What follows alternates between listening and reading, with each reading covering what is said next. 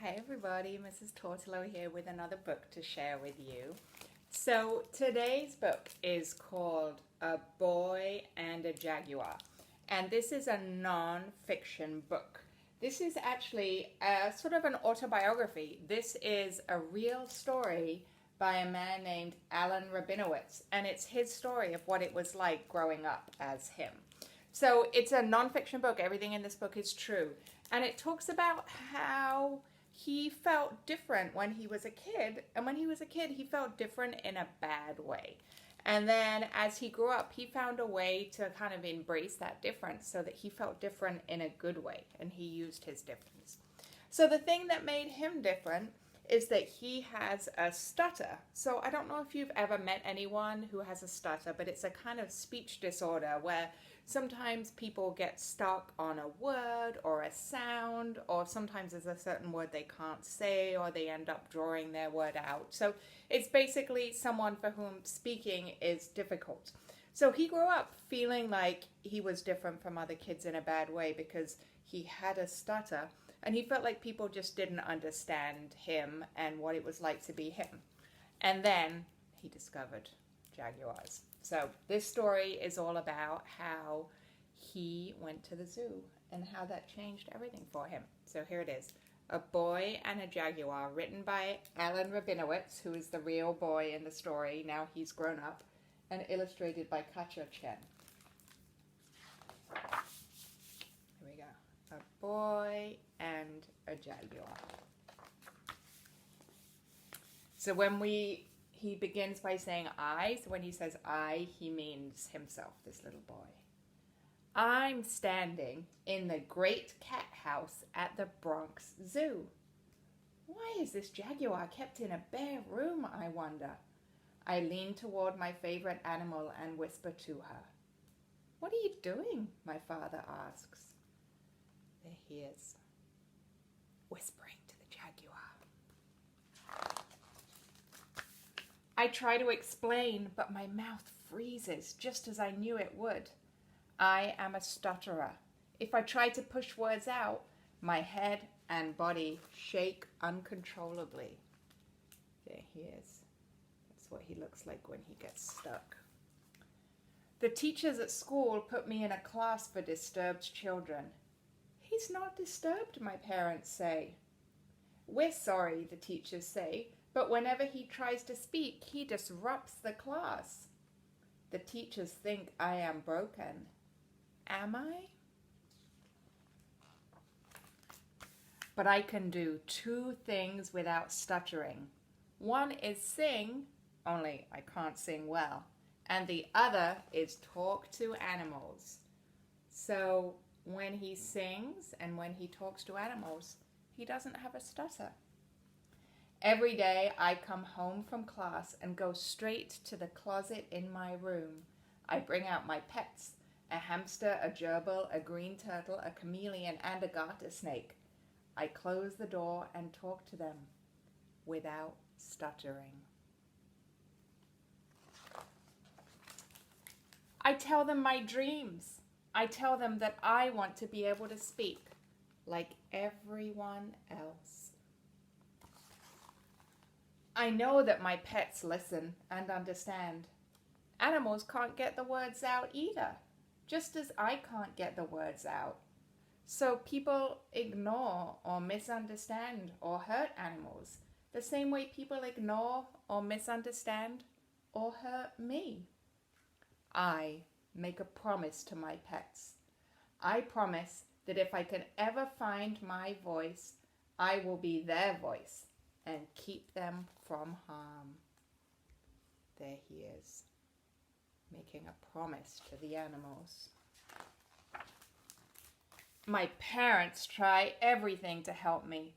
Doctor after doctor, medicine, even hypnosis. Nothing works. But my father knows the one thing that does work. He takes me to the great cat house at the Bronx Zoo. I go straight to the cage with a lone jaguar, lean over the railing, and put my face against the bars. I whisper my promise to her, fluently.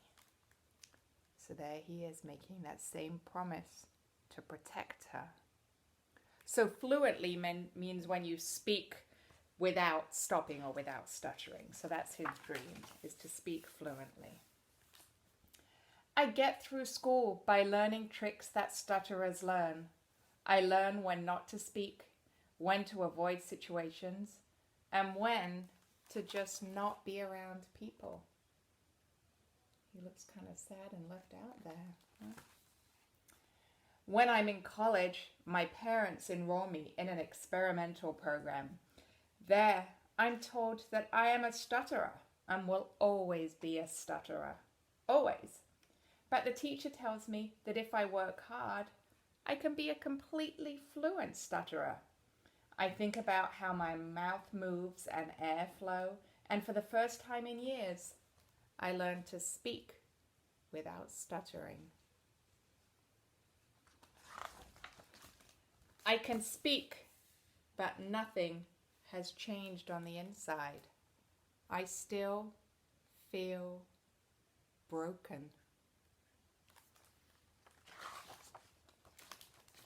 I go to the Smoky Mountains to study black bears. Alone in the forest with the animals, I am at home.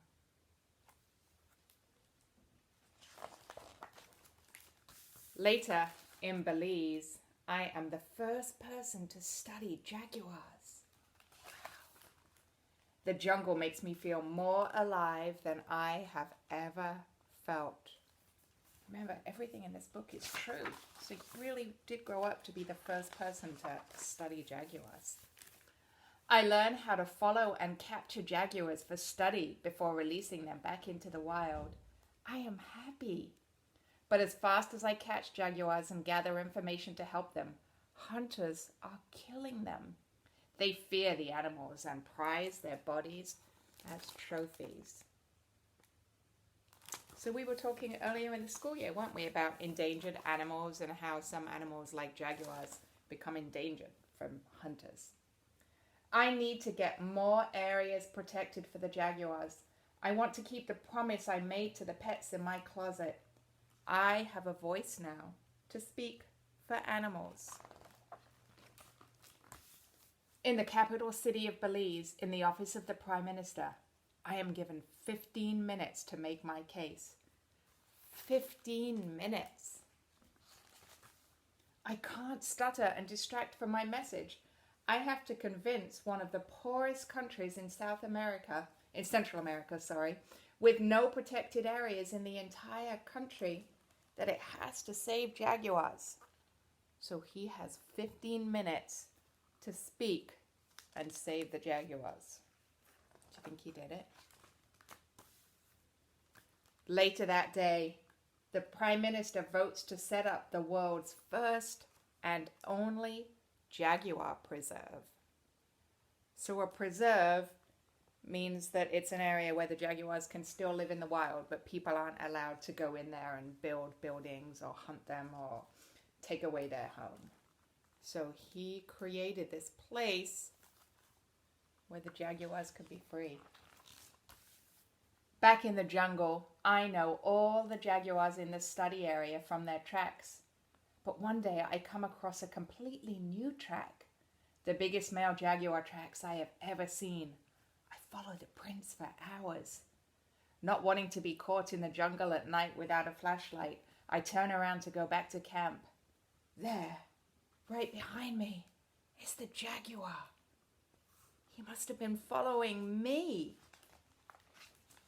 I know I should feel frightened, but I squat down and look in the jaguar's eyes, just as I had with the sad old female at the Bronx Zoo. But this animal isn't sad. In this animal's eyes are strength and power and sureness of purpose. We are both whole. We are both at home. I leaned toward him a little, the way I had at the Bronx Zoo so many years before. Thank you, I whisper. There we that's the end. And there's a little interview. I don't know if you can see here. This is the back of the book here. There's a quick Q&A with the author here. So I thought I would just read a couple of these because it's kind of interesting to hear what he says about his own experience. The first question is the jaguar still your favorite animal? And the author, Alan, says, I love all wildlife, but yes, jaguars are still the animals I feel closest to, and they are the animals I made a promise to as a child. The next question, how different are big cats from the cat that sleeps at the foot of my bed? He says, everything from the biggest cat to the smallest house cat are part of the tribe of the tiger. Obviously, the tiger and the house cat are very different animals, but they share many common characteristics in behavior. Here's the next question. Do big cats purr? What do you think? Do jaguars purr? He says, the great cats, tigers, lions, jaguars, and leopards, all roar. Other cats cannot roar. The roar is enabled by a special anatomical feature that they have. However, all cats purr. Wonder if he's ever heard a jaguar purr. Here's the next question. Did a bully ever make fun of your stuttering? And he says, as a child, I usually stayed away from others. Sometimes kids made fun of my stuttering, but I was not very tolerant of it. Kids learned not to bother me. Far more painful to me was the lack of understanding shown by adults. And the final question is, what advice do you have for stutterers? He says, if you are a stutterer, you are a uniquely gifted individual. Discover your passion in life, what makes you happy, then follow that path. As a stutterer, you will feel more, live more, and achieve more than you might ever have done otherwise. So there we go. That's A Boy and a Jaguar by Alan Rabinowitz. And the reason I love this story is because I love thinking about what it was that made him feel broken, like he was broken at the beginning, and then what it was he found that made him feel not broken anymore. So those are the questions I want you to think about this week. What was it that made him feel like he was broken? And then what was it in his life that made him feel like he wasn't broken anymore? So there we go. I hope you like the story.